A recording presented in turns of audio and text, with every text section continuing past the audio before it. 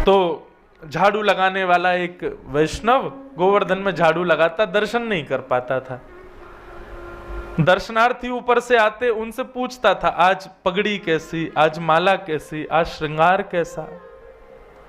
और जैसा वो बताते, नीचे रज में ठाकुर जी का वैसा मुखमंडल बनाता, वैसी पाग बनाता और वैसा ही माला आदि धरा के, और फिर रज में बनाई गई अपनी कलाकृति को श्री जी बाबा समझ के प्रणाम करता। बोले जय हो, आज ऐसे दिख रहे हो। एक दिन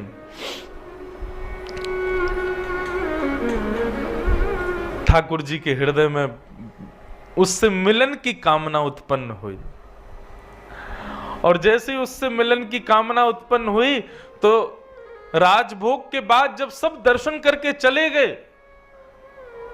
पूरा गोवर्धन खाली हो गया, सब लोग जाकर शयन चले गए। 1-2 बजे सब सो जाते हैं दोपहर में।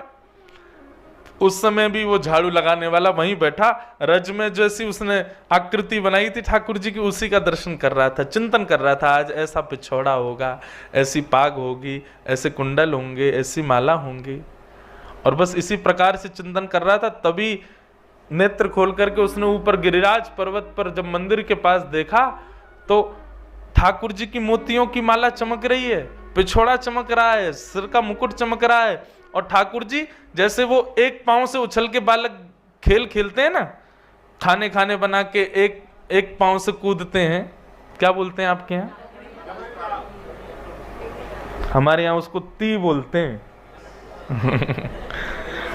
हाँ, सब जगह अलग अलग है। वो ऐसे डालो, फिर एक पांव से पकड़ो। कब से तो खेला ही नहीं, बचपन में खूब खेलते थे। हाँ, अब की बार लाल जी के उत्सव में एक दिन वो खेल भी खेलेंगे। हम लाल जी के उत्सव में सब करवाएंगे, लाल जी खूब प्रसन्न रहे।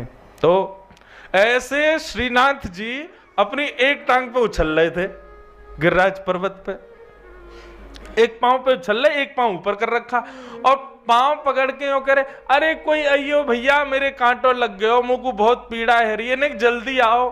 अब वो नीचे बैठा वो बालक, वो देखे ये कौन है, अरे ये तो मुकुट धारण किए हैं, ऐसी सुंदर बेनी गूथी भैया, इतनी सारी माला, पिछोड़ा, अरे ये तो ठाकुर जी जैसा श्रृंगार है, ये कौन है? दूर गिरिराज पर्वत पे ठाकुर जी कूद रहे हैं। ठाकुर जी ने उसको देखा, उसको सारे क्यों, बैठो बैठो, देख कार, जल्दी ऊपर आ, देख मेरे कांटों लग गो या को निकार। वो घबरावे, इधर उधर देखे, कोई देख तो नहीं रहा है, वो कोई नहीं है। ऊपर ज्यों ज्यों समीप जावे ठाकुर जी की, ज्यों ज्यों कमल नैन ठाकुर जी, सुंदर थोड़ी को चुबुक चमक रहे हो है, माथे को रोरी को चंदन चमक रहे हो है, ऐसी सुंदर ठाकुर जी की छटा देख करके जैसे जैसे सिड्डी पे ऊपर चढ़े त्यों त्यों मूर्छा आती उसको। वो मूर्छित होता, फिर संभालता, फिर चढ़ता, फिर मूर्छित होता, फिर संभालता, फिर चढ़ता। ठाकुर जी के अति समीप पहुंच गया, वही मूर्छित हो गया। ठाकुर जी ने सिर पर हाथ फेरा, होश में आया, बोले लाल जी आप ही हो? बोले हम बे मैं ही हूं लाला, मैं तुमको यहाँ मारे बुला रहा हूं, मेरे ना कांटो लग गो पाँव में, जल्दी चल निकाल दे याकू। ठाकुर जी जिन चरणों को किसी को नहीं देते, सीधे उसकी गोद में पधरा दिए, ले चरण ते कांटो निकाल दे। उसके हाथ कांप रहे, मुख कांप रहा है, वो समझ नहीं पा रहा मैं क्या करूं, कहां ठाकुर जी कांटे लगे। ठाकुर जी बोले पामन के तलवा को ऐसे हाथ से मल के देख, वहां मिलेगो। ठाकुर जी के श्री चरण कमलों के तलवे, जहां पे वज्रांग कुशध्वज सरोरुहलांचनाड्यम उत्तुंग रक्त विलसन्नख चक्रवाल, देवता आदि कहते हैं जिसका स्पर्श किसी को प्राप्त नहीं होता, वो उस झाड़ू लगाने के वाले की गोद में दे दिया। बोले ले धूड़ी भैया कांटो कहाँ है? वो देख रहा है, तभी उसको मिला। बोले हाँ जय जय मिल गए वो कांटो। बोले इसको निकाल दे। कोमल ठाकुर जी के चरण, बिल्कुल कमल जैसे चरण, निकाले, उंगली से निकाले नहीं, और भीतर चलो। अरे दारी के तने तो और भीतर घुसाए दियो, अब मुंह को और पीड़ा आ रही है। बोलो ठाकुर जी कैसे निकालूं? बोले ऐसे ना निकालो, सुन तू पाम पकड़ के और अपने दांतन से निकाल। बोला मेरे प्राण निकल जाएंगे नाथ, इतनी कृपा मत करो। बोले तू, तेरे प्राण ना निकलेंगे, मेरे निकल रहे हैं, जल्दी निकाल। जबरदस्ती कृपा कर रहे हैं उसके ऊपर, और वो कोई कांटा लगा थोड़ी है, बस उस पर कृपा करनी है ठाकुर जी को। उसके मुख के पास अपने चरण दे दिए और वो अपने दांतों से ठाकुर जी के कांटे को निकाल रहा है। ठाकुर जी बोले चल, अब मुंह को लेके चल। बोले कहाँ चलना? बोले आज गोविंद दास अपनी खिरक में दाल बाटी बना रहा है, बाकी दाल बाटी खावे जाऊंगा मैं, चल ले चल मुंह को। अरे ठाकुर जी, ये सब गोविंद दास आदि अष्ट सखा, ये लोग बड़े अपरस में रहते हैं, शुद्धता पवित्रता का बड़ा ध्यान रखते हैं। आप मेरे से छुप गए हो, ये भी इनको पता चल गई तो मुझे मार देंगे महाराज जी। ठाकुर जी बोले तेरे संग मैं हूं ना, चिंता क्या करे, चल अपने कंधा पे बैठा ले। ठाकुर जी उसके कंधा पे बैठ गए और सिर पकड़ लिया और वो लेकर के जा रहा है। सोचो छवि कितनी सुंदर, एक नन्हा सा झाड़ू लगाने वाला बालक अपने कंधा पे श्री जी बाबा को लेके जा रहा है और ठाकुर जी उसको बता रहे हैं सुन सुन सुन, देख वो गोविंद स्वामी की खिरक आ गई है। बोले हाँ। बोले तू यहीं मुंह को उतार दे और तू यहीं छुप जा, मैं जा रहा हूं, और सुन यहीं रुक जाइयो, तेरे का जो बाटी मैं ले आऊंगा, तो भी भूख लगी होगी। ठाकुर जी उतर करके गए, गोविंद स्वामी कदम खंडी में जाकर के बैठे। गोविंद दास बोले आ गए जय जय? बोले हाँ आ गो। अच्छा ये लीलाएं सबको नहीं पता होती थी अष्ट सखाओं के साथ। राजभोग के बाद ही ठाकुर जी लीला करते हैं बंधु। ये वृंदावन में जो लोग यूं सोचते हैं 12 बजे के बाद मंदिर बंद, ठाकुर जी सो रहे हैं, गलत सोच रहे हो आप। ये 12 बजे जो मंदिर बंद हुए और 4 बजे, यही तो लीला का समय है। ठाकुर जी इसी समय कृपा करने जाते हैं किसी पे, ये सोते थोड़ी है। ठाकुर जी गौचारण का समय, लीला का समय है ठाकुर जी का। ठाकुर जी पहुंच गए। गोविंदास जल्दी भूख लगी है, मुझको जल्दी खवा, बाटी खवा। और गोविंदास बाटी सेक करके चिमटा से उठा के ठाकुर जी के आगे पत्तल में धरे। सो ठाकुर जी न खावे न खा के सोई वाकू जेब में भर ले अपनी, बाकी काजे लेके जानी है, खड़ो बेचारो लेके आयो मुंह को। जहां 5, 6, 7 सामान्य बाटी खाने वाले लोग होते हैं, ठाकुर जी कम 15-20 तो खाते हैं। 56 भोग देखा ठाकुर जी, हमारे ने 100 से लाला, इतनो बड़ो, इतनो सो वाको पेट, और 56 भोग देखो कल कितनो, पूरी नाप भर गई महाराज।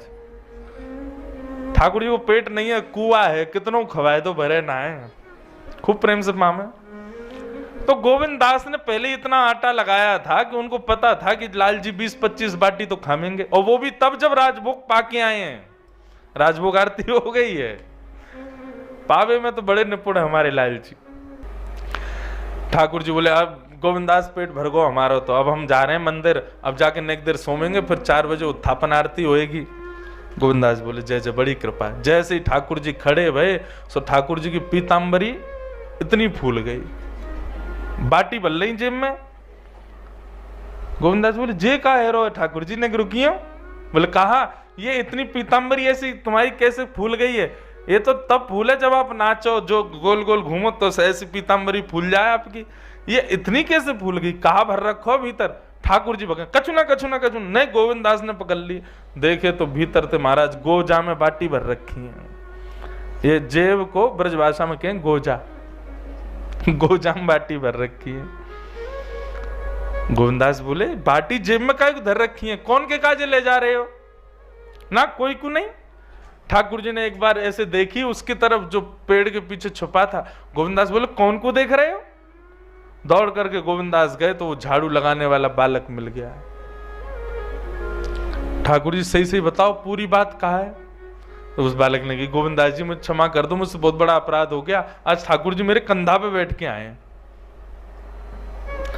गोविंदास बोले राम राम राम, महा गोसाई जी ने मंदिर में इतने नियम बना रखे हैं, हाथ धो के आए करो, पामन को धो के आओ, आधो स्नान करके आओ, शुद्धता को ध्यान रखो। बेचारो वो तानसेन एक बार पद गावे आयो तो गोसाई जी ने भगाई दिए। बोले काय को? बोले पहले तांबुल थूक के आ, शुद्ध मुंह से सेवा कर ठाकुर जी की। इतनी सेवा शिष्टाचार को विचार करें, और यहाँ ठाकुर ने सबरी सेवा तोड़ रखी है।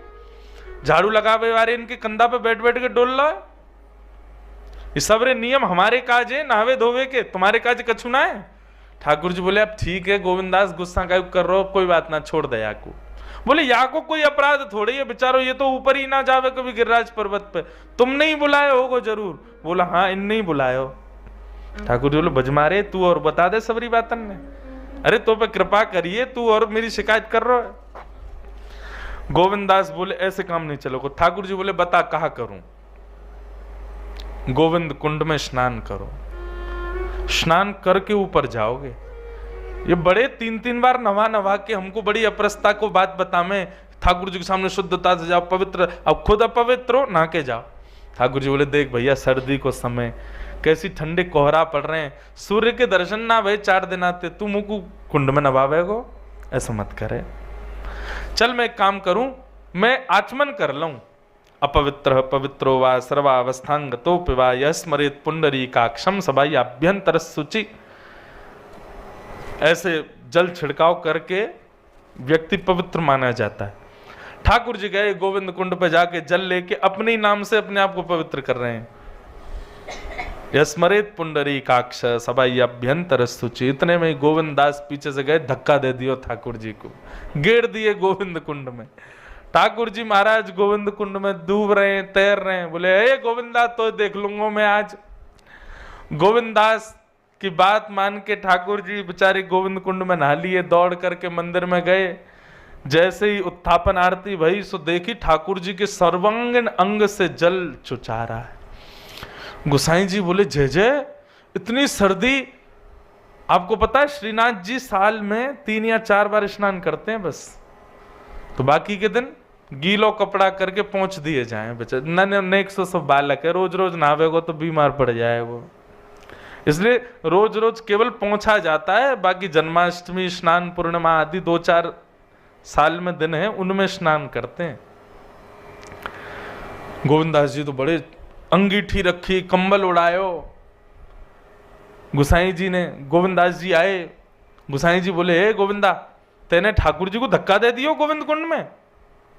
अच्छा तो पहले ही आके बता दे। इनने मैंने कहा कियो है, अब मैं बता दूंगा आप क्या कर रहे।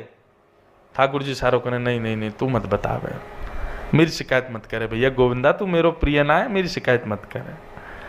गोविंदास जी बता दी। बोले गुसाई जी ये झाड़ू लगावे वालो बालक है, वह कंधा पे बैठ के घूम रहे, इनने शुद्धता पवित्रता का विचार नहीं किया, इसलिए मैंने गोविंद कुंड में धक्का दिया। तब गुसाई जी लाल जी की इस लीला को सुन करके बड़े प्रसन्न हो गए। बोले जय हो जय जय, आप बड़े कृपालु हो। कौन कौन पे कैसी कैसी कृपा करवे जामे, आपके या भाव को हम बार बार प्रणाम करें।